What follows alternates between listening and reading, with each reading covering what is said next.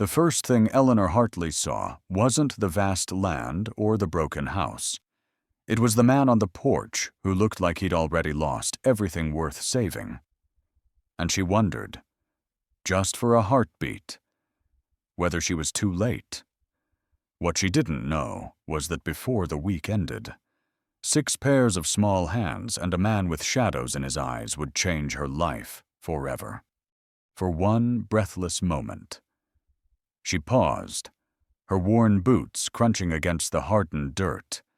The vastness of the land stretched out before her, an unbroken horizon of pale yellow grasses and red stone bluffs under a sky so wide it felt as though it could swallow her whole. She adjusted her grip on the battered carpet bag, the familiar weight of it pulling at her shoulder, and tried to quiet the small voice that whispered of all the ways this could go wrong. In the back of her mind, she heard it again, the soft rise and fall of her mother's voice, singing an old hymn as dawn rose over fields long gone. The memory clung to her ribs like something fragile, but sharp. It had no place here, not now, not in this wild, empty place where her name meant nothing and her past weighed heavier than iron. Eleanor Hartley had come west to survive. Nothing more. The man who stood on the porch of the weather-beaten house did not speak at first. He was taller than she expected, broader too, the kind of man whose silence felt deliberate, carved over years of labor and loss. His hat shadowed his face, but even from this distance she could see the strain in the set of his jaw, the deep wear of sleepless nights carved into his features.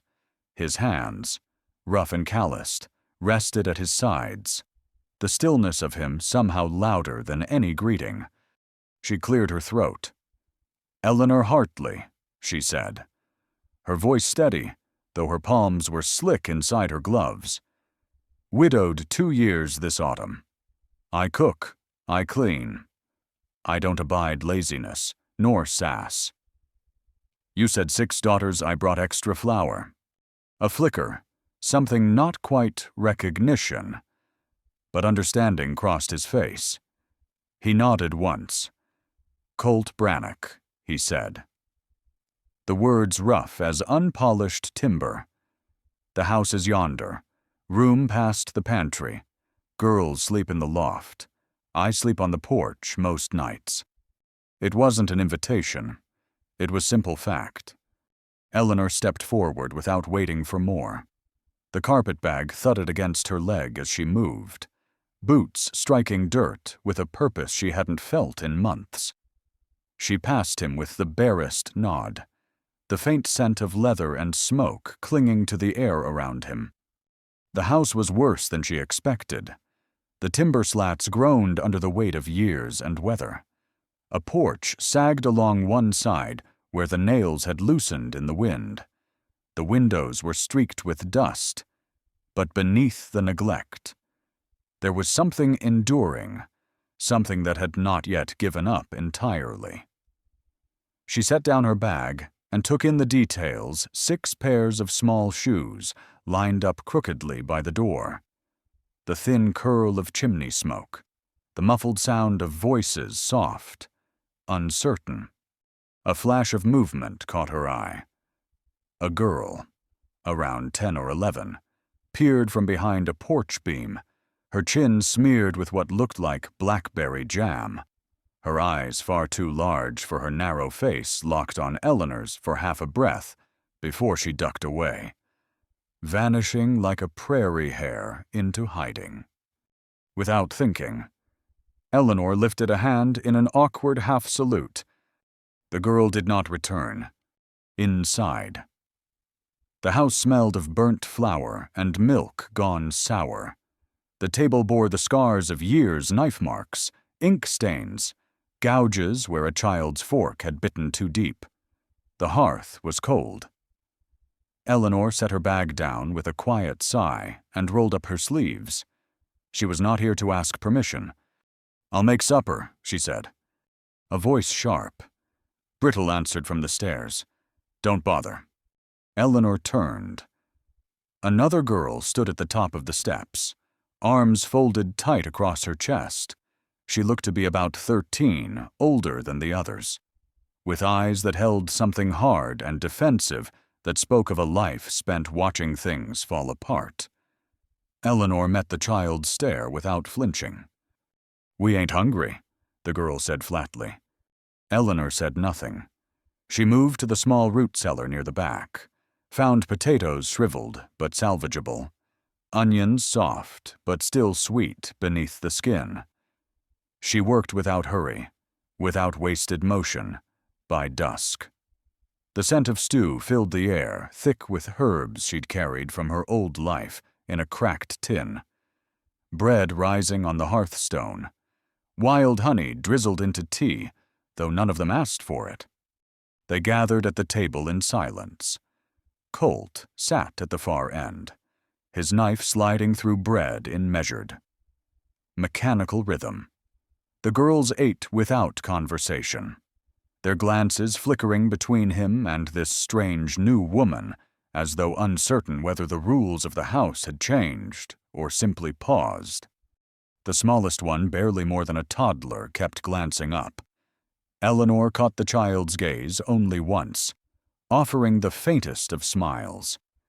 It was not returned. When the meal was done, Eleanor stood to clear the dishes. She barely reached the hearth when she felt it a small tug at her skirt. She looked down. The youngest golden curls gone wild. Thumb still damp from nervous chewing blinked up at her. Her fingers tightened in the fabric of Eleanor's apron. "Are you my mama now?" the child asked softly. The words landed like a stone in still water. The sound of silverware halted. Even Colt's knife paused mid-slice. For a moment, Eleanor could not speak. Memory surged unbidden the tiny grave beneath a cottonwood tree in Missouri. The way she'd stood with her hands clutched so tightly her nails bled. The taste of dirt on her tongue as the sky wept for her child. "I just cook and clean. Sweetheart," she managed at last, her voice barely more than breath. But the girl, unbothered by the answer, nodded as though she'd heard something else entirely. She let go and returned to her seat, small shoulders squared with quiet satisfaction. Eleanor's hands shook as she gathered the dishes. That night, after the lamps were extinguished and the girls herded up the narrow ladder to the loft, Eleanor lay in the small back room with her hands folded tight against her chest. Sleep would not come. Her eyes traced the cracks in the ceiling, somewhere in the house. Floorboards creaked the sound of small feet, the whisper of bare skin on cold planks. The softest knock. She rose without sound, pulling her shawl close, and opened the door. It was the Blackberry girl, the one who'd hidden on the porch. She stood there barefoot, candle cupped between her hands. "I heard a coyote," the girl murmured. Eleanor stepped aside without a word. The girl silent as breath climbed into the narrow cot and curled against the far side without complaint. Eleanor sat, back stiff, unsure whether to comfort or remain still. She must have dozed at some point, because when she next opened her eyes, there were 3 others, one at her feet, one against her side, another breathing soft as kittens on the floor beside her. The weight of them pressed warm and solid against her limbs. And for the first time in 2 years, she did not wake, gasping. Dawn came soft, golden through the chinked shutters. Eleanor untangled herself gently and stepped into the kitchen, where the cold air met her bare arms. She rubbed at her eyes, startled by how deeply she had slept. And there, leaning against the doorframe, arms crossed, hat in hand, stood Colt Brannock, his eyes dark. Unreadable flickered toward the little room she'd left behind. Then back to her. "They all came to me," she said quietly. Not sure if it was explanation or confession. I didn't ask them. He nodded once, after a breath. I know, he said. His gaze softened just slightly. Enough. It was not praise, not permission, just a word, spoken as though it meant something neither of them could yet define. Eleanor turned back to the stove. Her hands moved without thought, grinding coffee, measuring flour, and for the first time since arriving. Her heart felt steadier. But still, as she stirred the embers to life, she could not shake the way that child's voice had sounded in the dark. Are you my mama now? The question hung in her chest, soft and dangerous as the wind itself. And she knew, without knowing how, that nothing at all would ever be the same. I just came to cook, she told herself again. But her hands were already remembering how to hold more than spoons and bread.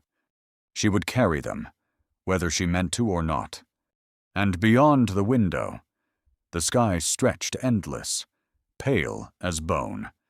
Eleanor turned back to the stove, but her hands trembled with something deeper than the tasks they performed. Even as she moved through the motions of the morning, the memory of the child's touch rooted her to the place in ways she hadn't expected. In the morning, the sky stretched bone pale, and the earth smelled of something waiting, something old, as dust and sorrow. Eleanor Hartley stepped out into the chill before sunrise, her breath turning to mist as it met the desert air. The cold cut across the land like broken glass, brittle grasses swaying under the weight of approaching dawn. Above, the horizon held the faintest promise of pink and gold, but the world beneath it remained caught in shadows. She paused on the porch, arms wrapped tight around herself, and for a moment it was Missouri again, bare feet on frosted planks, her mother's hands folding bread dough in the dim light of dawn. The hymn drifted back again, unbidden, the words lost, but the tune as familiar as her own breath. It had clung to her since childhood, through marriage, widowhood, and now here out in this forgotten place where the land seemed to hum beneath her feet. A sound pulled her from the memory. Small footsteps, bare feet slapping soft against the floorboards behind her. She glanced back and saw one of the girls, Lark. She thought rubbing sleep from her eyes, curls a tangle around her face. Too cold to be out, Eleanor murmured softly, voice low enough not to break the quiet. Lark only blinked at her and stepped closer, slipping her thin fingers into Eleanor's hand without a word. They stood that way for a while, the child's head leaning against Eleanor's hip, the two of them watching the sky begin its slow awakening. Later, once the house stirred and the fire was set, Eleanor moved through the familiar motions: coffee, flour, salt. The rhythm of the kitchen steadied her. By the time Colt Brannock entered, fresh from the barn, the scent of rising bread and hot chicory filled the air. He nodded to her, silent as always, and hung his coat by the door. Something unspoken passed between them, a kind of truce, or perhaps a fragile beginning. But the peace of that morning would not hold. Just after noon, the rider came. The clatter of hooves broke the still air, sending the hens scattering in the yard. Eleanor wiped her hands on her apron and stepped onto the porch, squinting against the glare. Colt was already there, his frame tense, jaw set. And in that moment, she knew this wasn't over. Not by far.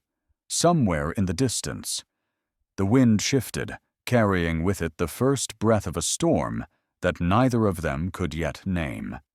And whatever came next, it would demand more than just survival. His voice was flat, East Coast alien against the cadence of the frontier. Colt took the letter. The rider turned without waiting for a reply and spurred his horse back the way he'd come. leaving only a swirl of dust behind. Eleanor said nothing. She watched as Colt's fingers hesitated over the seal, as his eyes darkened beneath the brim of his hat. He opened it slowly, carefully, the way one might handle a viper. "Trouble?" she asked at last, her voice soft. He didn't answer right away. His eyes scanned the page, then closed briefly before he folded it again with deliberate care. "Land," he said finally. "A cousin of my late wife's claims the deed wasn't rightly passed." The words fell heavy between them. Eleanor felt her stomach tighten, not with fear exactly, but with something colder. She had seen this before. The way a house, a life, could be taken not by fire or flood, but by paper and ink and the wrong kind of man. "Does he have cause?" she asked. "Don't know yet," Colt murmured. "But men like him, they make trouble even when they don't." His eyes flicked to hers, then just for a breath, and she saw it the weariness that lived deep in him, the quiet calculation of a man who'd already lost too much. That evening, the wind picked up again. Eleanor stepped outside as the sky bruised itself into twilight. She found Colt mending a broken fence rail at the edge of the property, the hammer steady in his hand. The sound of each strike echoed through the empty land, without waiting for invitation. She crossed the yard, skirts catching on brittle grass. She knelt beside him, gathering fallen nails into her apron. When he moved to lift the next rail, she pressed a hand to the wood and steadied it for him. "You don't have to," he murmured. "I know," she said simply. They worked in silence. The desert stretched endless around them, the fading light washing everything in soft gold, with each nail driven. Something in the air shifted, not words, not glances, just the quiet understanding that comes from shared labor. Eleanor's hands ached, her fingers raw, but she did not pull away when the final nail was set. She sat back on her heels, breath fogging in the cooling air. The wind stirred strands of hair loose from her braid. Colt straightened slowly, wiping sweat from his brow with the back of his sleeve. And then, faint but clear, a voice rose from the house. "You fixed the fence," the little voice called, high and sweet and far too knowing for its size. "Can you fix Mama's heart, too?" Eleanor's breath caught, her hands stilled. It was Pearl, the littlest one, standing on the porch, her small frame silhouetted against the flickering lamplight. The words had carried, sharp as flint, on the evening breeze. Colt's face shifted something deep, something pained before he looked away. The hammer slipped from Eleanor's fingers, landing soft in the dirt. Neither of them spoke. The wind pressed harder, picking up dust and the scent of sage. Pearl vanished back inside, the door creaking closed behind her. The weight of the words lingered. Eleanor gathered the tools with slow, deliberate motions, her pulse skittering in her throat. She offered Colt the hammer without meeting his eyes. "I'll get supper started," she said softly, the tremor in her voice barely audible. He hesitated, then nodded. "I'll finish here," he replied after a pause. The walk back to the house felt longer than it should have. Eleanor could still feel the phantom weight of the child's question in her chest, could still hear the way it rang, small, sincere, and shattering. Inside, the girls bustled, setting the table, arguing softly over spoons and napkins. Pearl perched on the arm of the old chair, her curls catching the firelight, her eyes wide with something that might have been hope. Eleanor set the kettle to boil, wiped her hands on her apron, and tried to steady herself. The meal passed quietly, the girls, 6 of them, now fully present, more relaxed than before, ate with the easy chatter of those who had not always known comfort, but had begun to remember its shape. Bethany sharp-eyed. Oldest watched her carefully as Eleanor poured tea and sliced bread. There was no defiance in the girl's gaze tonight, only something weary and searching. "You didn't even flinch," Bethany said after a long moment. Her voice was flat but curious. Eleanor glanced over. "When?" "When Pearl said that," Bethany murmured. "Mama stuff. It hurts." The words struck harder than they should have. Eleanor set the bread knife down gently. "Yes," she said quietly. "It does." The silence stretched. Bethany's brow furrowed, her arms folded tight. "You gonna stay?" the girl asked at last.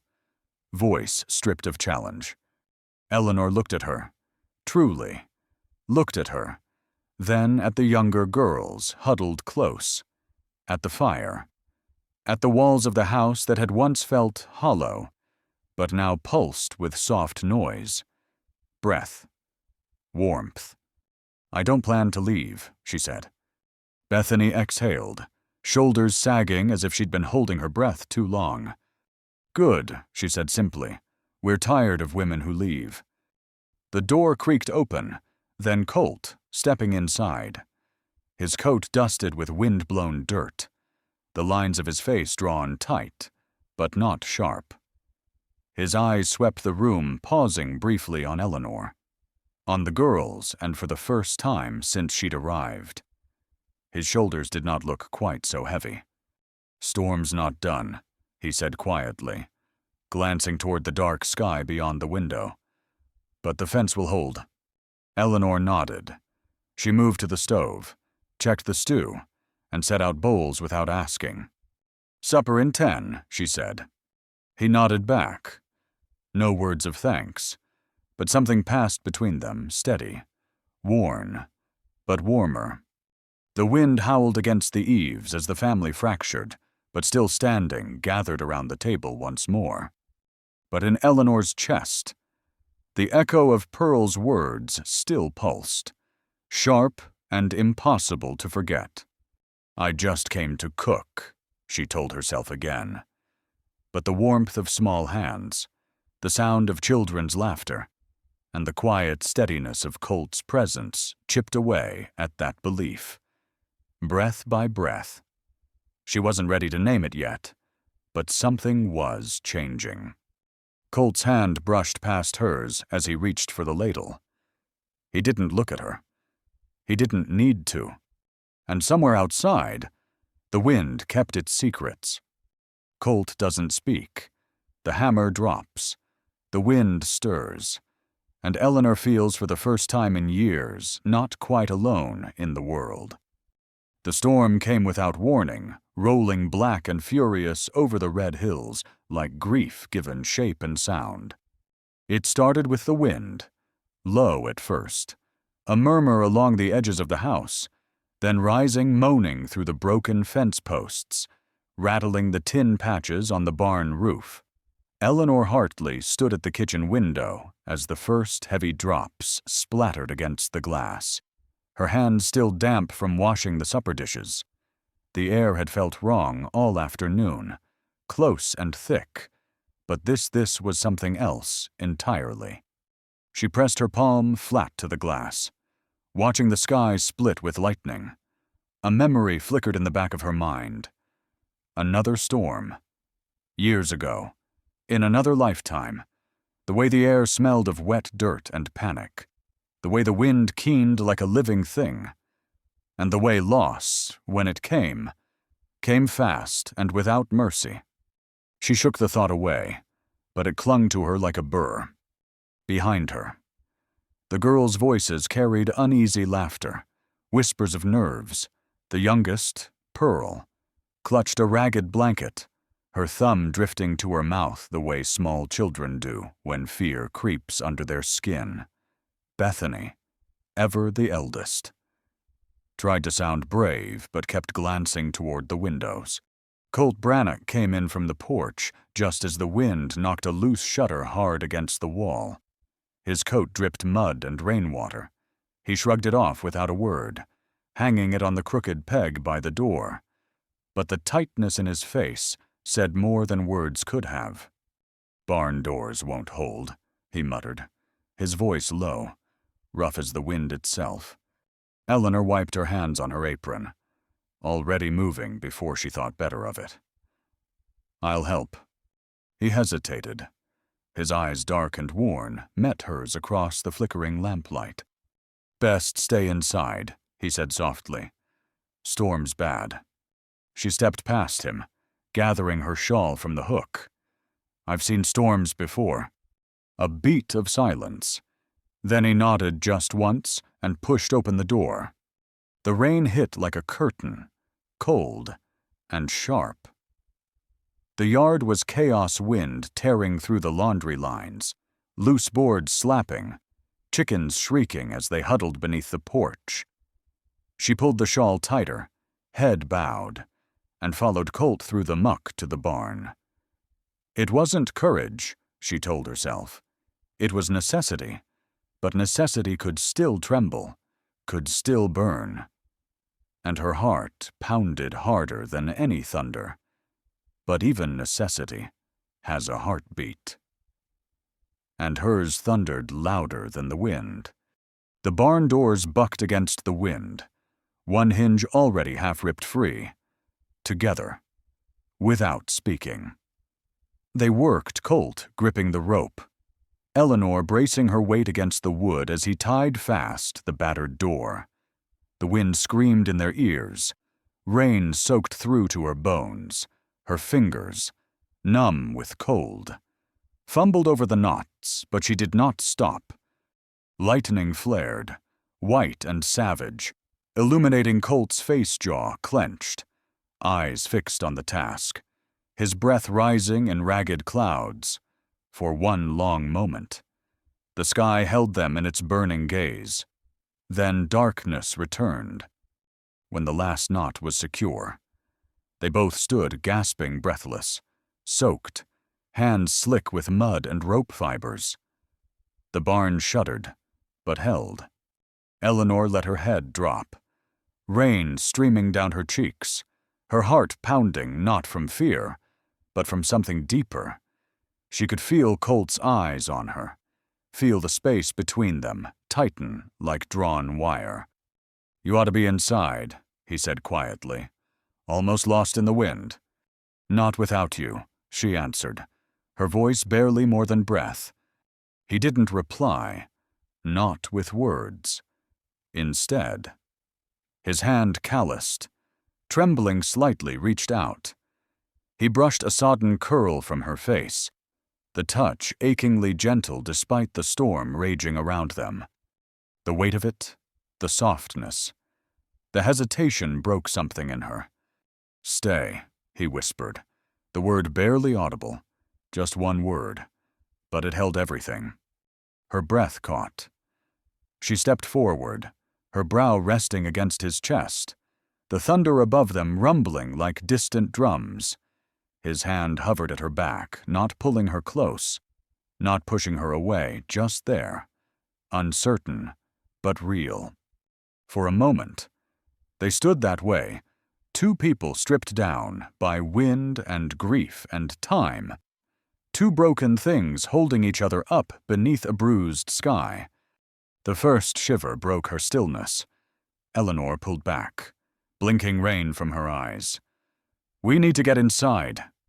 He nodded, clearing his throat, and together they stumbled back across the yard, boots squelching through mud, the barn fading behind them into the storm. The house glowed warm despite the howling wind. The girls ran to them as soon as the door opened, voices overlapping in panicked bursts. The windows, the chimneys rattling. Is the barn still standing?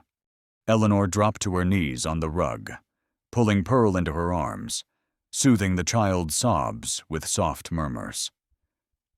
Colt moved through the room with quiet efficiency, bolting shutters, checking the fire.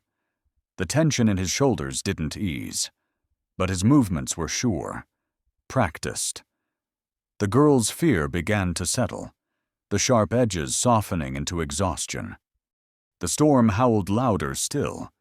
When the worst of the noise struck a crack of thunder that shook the walls, Lark screamed from the loft, her voice high and sharp with terror.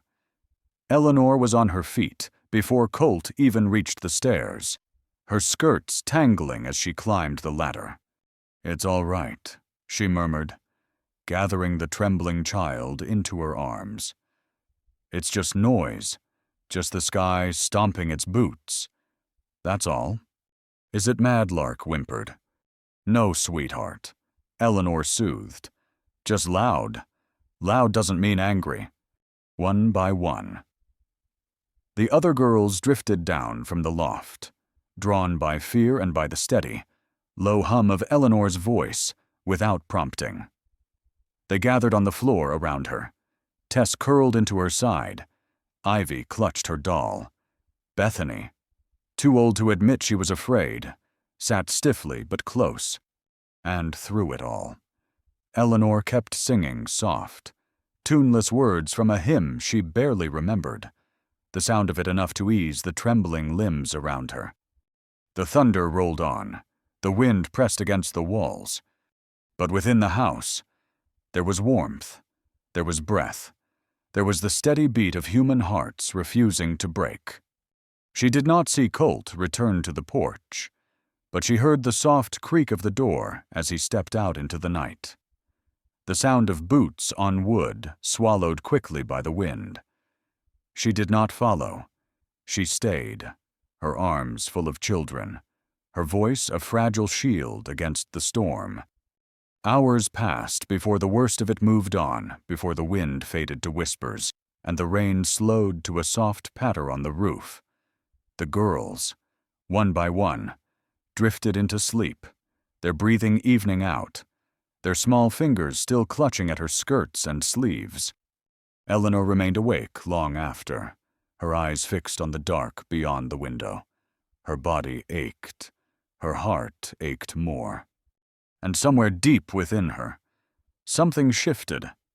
She wasn't their mother, not by blood, not by right, but they had come to her without asking, without words, and she had not turned them away. The storm passed. In its wake, the house seemed to breathe differently, walls soaked but still standing, hearts fragile but unbroken, for long moments. No one moved, only breath, only the faint creak of the old beams holding steady. Then, as if the land itself exhaled, dawn stretched soft and gray across the fields. Colt was already outside, hands in his pockets, watching the sky. Eleanor, moving quietly through the kitchen, caught the flicker of him through the glass. She poured the first coffee of the day without thought, setting 2 cups instead of 1 on the table. The house still smelled of damp wood and cold ash, but it also smelled of bread, of safety, of something unspoken and fragile, but new. The girls slept late. The wind had died. And far off, the red hills stood unchanged, silent witness to the night's reckoning. In the stillness after the storm, Eleanor lay awake, the ghost of Colt's hand against her cheek burning brighter than any lightning, and wondered could she truly stay. Morning came, with golden light through dust-speckled windows, but the weight in Eleanor's chest felt heavier than the iron skillet in her hands. She stood in the quiet of the kitchen, fingers tracing the rim of a chipped enamel cup, watching the dust swirl lazily through shafts of sunlight. Outside, the land stretched wide and endless, painted in soft ochres and faded greens, but inside her ribs, something unsettled pulsed unease. Memory, or something older than either. She could not name it. The storm had passed, but its echoes remained. The house still carried the scent of damp wood and scorched oil from the lanterns left burning too long. The children slept deeper than usual, worn thin by fear and the release that followed it. Even Colt, who had not come back in until nearly dawn, moved slower, his footsteps softer against the floorboards. As Eleanor needed bread that morning, the rhythm steadied her hands, but not her thoughts. The tune from her childhood, the half-remembered hymn that had haunted the corners of her mind since Missouri, rose again on her breath, soft as the breeze through the open window. Land remembers, people forget. Her late husband's voice, distant but clear, drifted from somewhere deep in her bones. It had been one of the last things he'd ever said before fever took him. At the time, she hadn't understood. Now, out here beneath the endless sky, the words pressed differently against her skin. When the sound of hoofbeats reached her ears, her hands stilled in the dough. Not the easy gait of a neighbor passing by, not the measured trot of the mail rider. Colt appeared at the doorway the same moment she wiped her palms on her apron. Their eyes met no word spoken, but both knew. The rider, a man dressed too neat for this land, reined in near the porch. Dust clung to his boots, but his hands were soft, his face drawn and sour beneath a thin mustache. "I'm looking for Mr. Colt Brannock," the man announced without dismounting. Colt stepped down from the porch. Eleanor followed but kept her distance, her heart tightening in her throat. The man, eyes cold, mouth tight, pulled an envelope from his coat. "Josiah Price," he said by way of introduction. "My client." The name was a splinter Eleanor recognized from the first letter, the cousin of Colt's late wife, the one who claimed rights to the land beneath their feet. "I'm not interested," Colt said, his voice even. "I expect you are," the man replied coolly. "There's a matter of property. Legal deeds, inheritance. My client believes the land you reside on was never rightly transferred after your wife's passing. He aims to settle that." Colt didn't move. His hands stayed loose at his sides. But Eleanor saw it, the tightening of his jaw, the slight shift of weight as if bracing against some invisible blow. The man dismounted at last, offering the envelope forward. Colt took it without comment. The lawyer tipped his hat and mounted again. Words unnecessary. The threat had already settled like dust in the air. When the rider vanished over the rise, Eleanor released the breath she'd been holding. Colt didn't open the letter. Not yet. He turned instead, his eyes resting on the house on the porch, the windows, the life inside. "This land was hers before it was mine," he said quietly. Eleanor said nothing. She only nodded, her fingers curling into the folds of her skirt. The girls found them like that June and Bethany leading the younger ones by the hand, blinking in the morning light, unaware of the tension wound tight around their guardians. Eleanor forced a smile, shooed them toward the table, and set to work boiling water for tea. By midday, the sky brightened, the wind calmed, and the house began to breathe again. Eleanor gathered the girls after chores. She had an idea. The sewing basket, half forgotten, sat by the hearth. She pulled it forward, setting out needles and scraps of fabric salvaged from flour sacks. The children gathered, curious, cautious. Even Bethany, who usually kept her distance, sat cross-legged on the floor, feigning disinterest but watching every motion. "Every house needs mending," Eleanor said softly, threading a needle. "Not just wood and nails. Cloth, too. Things fall apart if we don't keep them stitched." Pearl clapped her hands delightedly. Tess giggled. The older girls exchanged glances but stayed. For the next hour, laughter threaded itself through the house in gentle stitches, uneven seams, clumsy knots, bent needles, but it did not matter. It was the act of hands moving together, of breath shared in easy rhythm, that held weight. When Colt returned from the barn, He paused at the threshold, taking in the sight without a word. His eyes, those solemn, quiet eyes, softened, just slightly.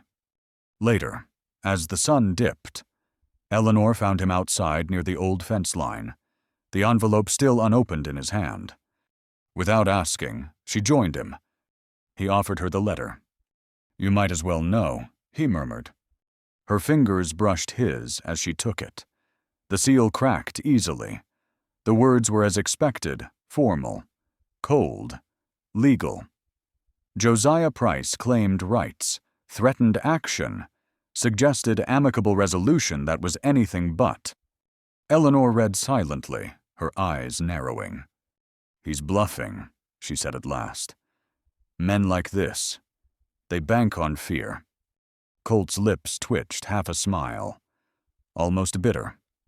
Maybe. But she could see it behind the quiet. Behind the calm, something frayed at the edges. A man who had built a life on land he might lose, who had already buried too much. "Did your wife ever—" Eleanor hesitated. "Did she leave papers, Zeeds?" Colt shook his head. "She wasn't one for such things. I didn't think to look." Eleanor let the silence stretch. The air smelled of dry earth and the last trace of rain. "Maybe it's time you did," she murmured. "Sometimes what's left behind tells more than we expect." That evening, she searched the house after the girls went to bed. Quiet footsteps on worn floorboards, careful hands sliding open drawers, rifling through faded letters, cracked spines of forgotten Bibles. Colt joined her without being asked. The two of them moving in tandem through the dim rooms, guided by lamplight and intuition. It was in a small sideboard near the pantry, half hidden beneath a stack of yellowed hymnals, that Eleanor's fingers brushed something crisp. An envelope, untouched by time, save for a film of dust. Her breath caught. Colt stepped closer as she held it up, her hands trembling slightly. The handwriting was delicate, looping. The name on the front, Matthew Brannock. His. Colt's face paled. Slowly, carefully. He broke the seal. His fingers shook. The letter was dated the year before his wife's death. The ink, though faded, remained legible. Eleanor read over his shoulder in silence, in simple, steady words. Ruth, his late wife, had signed over the land to him. The paper in her hands felt thin as breath. But she knew this. This scrap of ink and promises held the weight of every life inside that house. If it tore, if it was lost, the life they had barely begun to build could vanish like smoke. She spoke of her worries, her wishes, her desire that the house and the earth beneath it remain with the man she had loved. The deed, witnessed and dated, was enclosed. A breathless moment passed. Colt exhaled, though his brow remained furrowed. "It might help," he murmured, voice low. "But men like Josiah, they don't quit easy." Eleanor pressed her lips together, sensing the truth in his words. "Then we'll be ready," she said softly. She must have done this before," he murmured, voice rough with something deeper than surprise. Eleanor pressed her palm to her mouth, the weight of the find settling into her bones. "She meant for you to have it," she whispered. He nodded, said nothing more. Outside, the wind had stilled. In the kitchen, the kettle whistled low. Neither of them moved for a long while. When at last they returned to the warmth of the hearth, Colt set the letter down gently on the table, as though it were something fragile and holy. And Eleanor, heart too full for words, reached for the bread dough she'd left unfinished, her hands steady once more. "I reckon this house was always meant to hold more than ghosts," Colt said softly. But Eleanor, tears on her cheeks, felt her heart split wide in answer.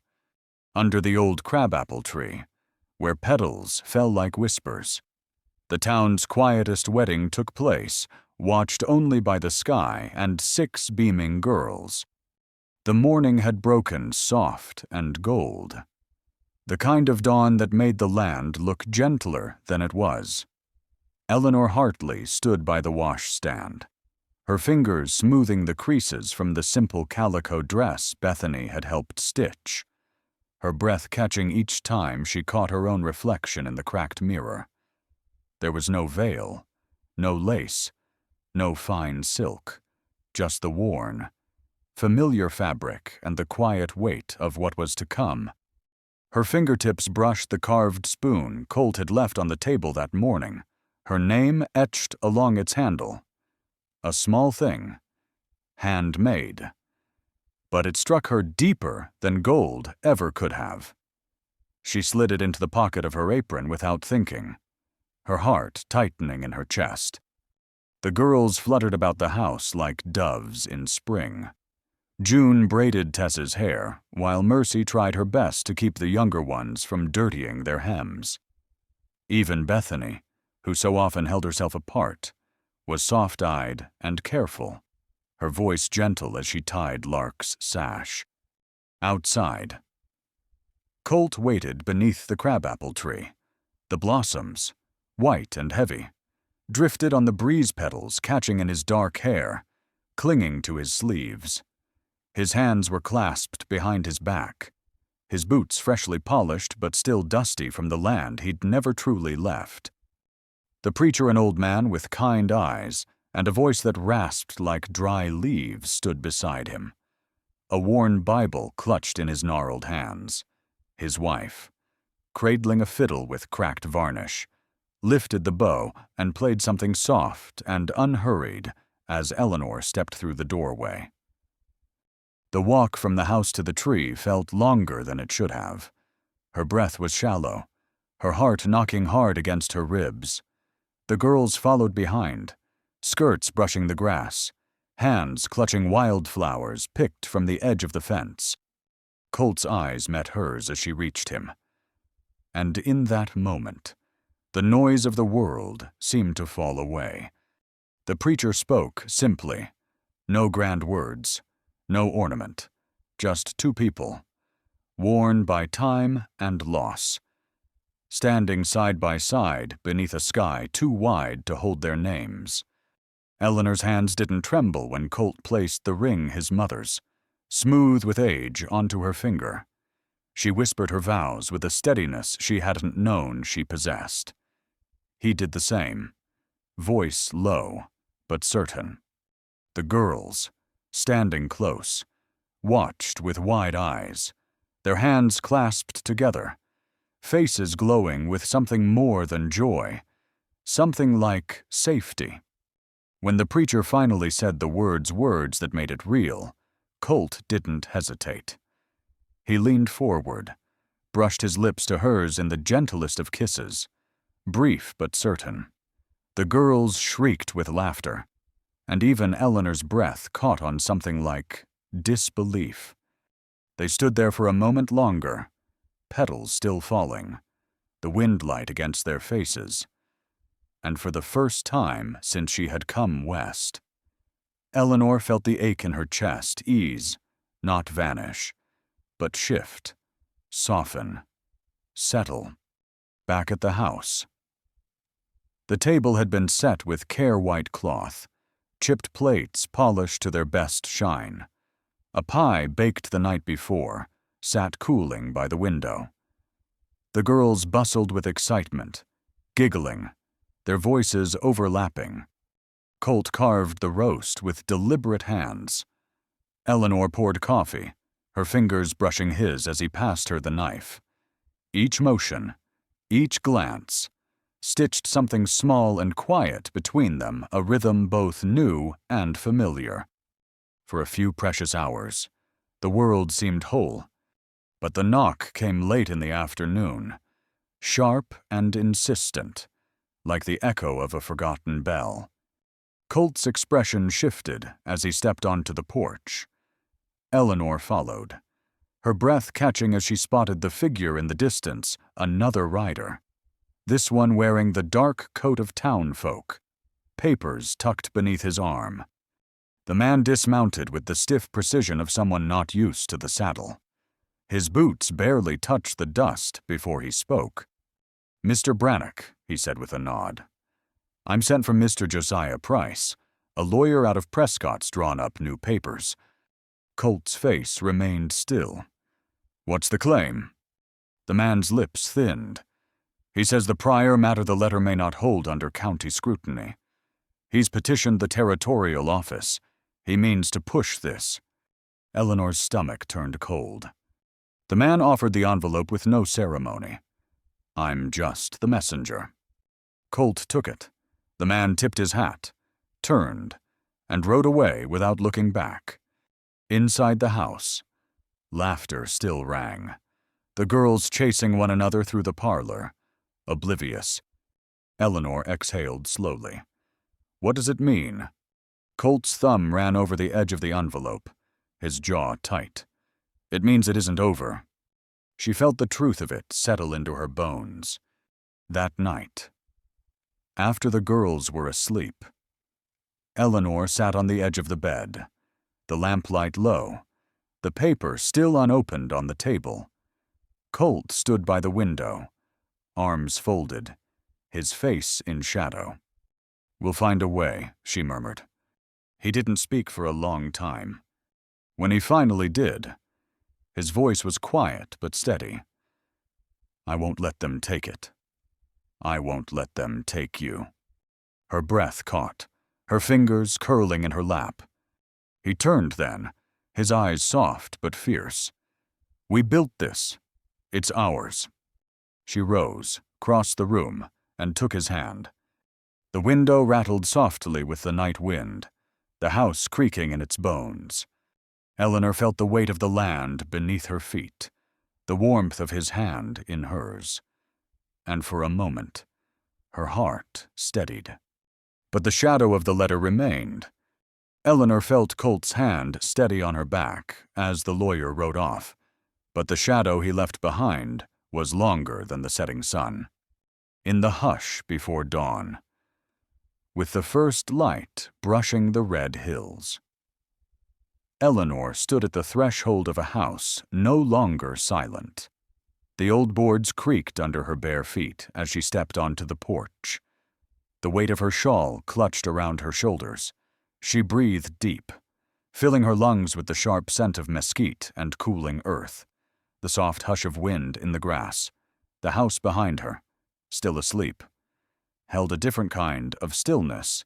Now, a warmth, a breath, something alive. Her eyes traced the distant line of the horizon. The sun wasn't up yet, but its promise stretched wide in front of her. For the first time since she had crossed into this land, she did not feel like a visitor. She was home.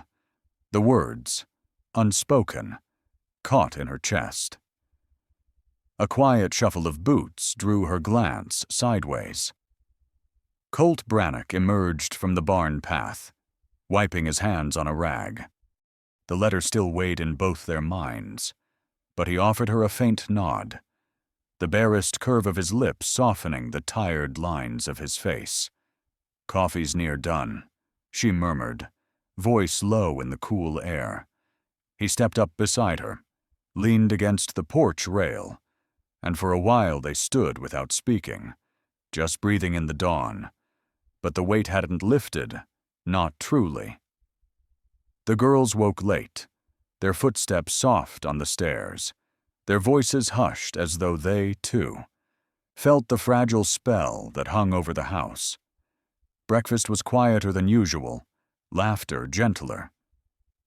June helped braid Pearl's hair, while Mercy set the table with care, each girl moving as though afraid to break something delicate and unseen. After the meal, Colt fetched the lawyer from dry Cedar Bluff town. He'd promised Eleanor that he'd ride in, find out how strong the old letter would stand against Josiah's latest claims. The courthouse wasn't far by horseback, but the hours stretched long. Eleanor kept her hands busy. The bread needed baking. The garden, though sparse, needed tending. The girls gathered wildflowers from the field's edge, their hands filled with color that didn't match the unease in the air. Even Bethany, who seldom showed worry, stayed close. By mid-afternoon, the house felt too still. The younger children napped in a tangle on the floor. But Eleanor couldn't settle. Her fingers found the worn spine of Colt's late wife's Bible, the one that had been left untouched on the high shelf above the mantel. She opened it idly, more to occupy her mind than for comfort. But there, tucked between the brittle pages, was a scrap of paper, one she hadn't seen before. She lifted it carefully. It wasn't much. A child's drawing, scrawled in crooked lines, 6 stick figures holding hands, one taller figure in the middle. Above, written in careful, shaky hand, "Me and my sisters with our mama." Her breath caught in her throat. She traced the uneven lines with her thumb, heart tightening. The door creaked behind her. She turned sharply. Bethany stood there, her arms crossed, her eyes guarded. "I made that," the girl mumbled after a moment. "A while ago, after the first night." Eleanor set the drawing down gently. She didn't speak. Bethany shifted her weight. "I didn't know if it was all right." Eleanor met her gaze, soft but steady. "It's more than all right." A flicker barely there, but the girl's shoulders eased. She nodded once, then turned and slipped back down the hall, leaving Eleanor standing alone with the fragile weight of paper between her fingers. When Colt returned just before sundown, dust clinging to his coat, his face was pale beneath the brim of his hat. Inside, by the hearth, with the lamplight flickering low. He set the folded letter on the table. "They'll back down for now," he said softly. "The old deed gives us standing, but if Josiah's determined, he could still push through the courts." Eleanor exhaled, the breath leaving her in a shudder she hadn't realized she was holding. She met his eyes steadily. "Then we fight if we have to. We stay. Together." The girls whooped, laughing, clapping, leaping into each other's arms. Pearl spun in circles on the worn rug. Mercy let out a whoop that made Tess giggle so hard she nearly fell. But Colt's eyes stayed on Eleanor. His hand found hers without thought, fingers curling over her knuckles. "It's ours," he said, voice hushed. "Not just the land, not just the house, all of it. Later." As the house quieted, the girls asleep in their tangle of quilts and braids. Eleanor and Colt sat on the porch once more. The stars stretched wide overhead, their cold silver sharp against the black. Neither spoke for a long time. There was no need. At last. Colt cleared his throat. "When you first came here," he murmured, "I didn't reckon I could." He faltered, words sticking. He shook his head. "I was afraid." Eleanor's fingers tightened gently around his. "I was too," she said. The soft night wind stirred the branches. Somewhere in the distance, an owl called. "We built something," he said finally. "Didn't think I ever would again." She smiled. Faint but real. We both did. The silence between them felt full, not empty. Inside the house, the girls stirred in their sleep. The faint rustle of breath, the creak of old timbers. It was peace, but not the fragile kind. The morning would bring more work, more days of dust and sweat. But tonight they had built something that would hold. Eleanor stood on the porch as the sun set, 6 voices laughing behind her, and whispered to the wind, "I'm home. Out here, where the wind never stops and the land remembers every footstep that ever pressed its dust. Stories don't end so much as they settle like leaves along a riverbank, carried slow but certain to wherever the current runs. And this story, 2. Drifts softly toward its quiet resting place, leaving behind not noise, not fire, but the kind of stillness that clings to twilight when the last bird has flown. And the sky holds the color of faded prayer flags, worn thin, but still waving. And if you listen closely, you can almost hear the laughter of 6 girls, the soft creak of old porch boards, the rustle of calico skirts stirred by the evening breeze, the distant sound of a horse's hooves against hard earth, faint as a heartbeat in the distance. And perhaps you remember. 2. The shape of wildflowers gathered in small hands, the weight of a spoon carved with care, the scratch of pen against paper in a letter meant to carry hope across miles of forgetting. For stories like this one are not made of grand battles or loud victories, but of stitched hems, mended fences, words spoken softly in kitchens while bread bakes and storms pass. And if you close your eyes, you might still see Eleanor standing beneath the crabapple tree, petals falling around her like blessings too long delayed, might hear Colt's voice rough with emotion, not from pride, but from survival, from the stubborn choice to keep living after everything's been taken. And you might feel the way forgiveness does not as some bright burning thing, but as something quieter, something earned in the slow unfolding of days.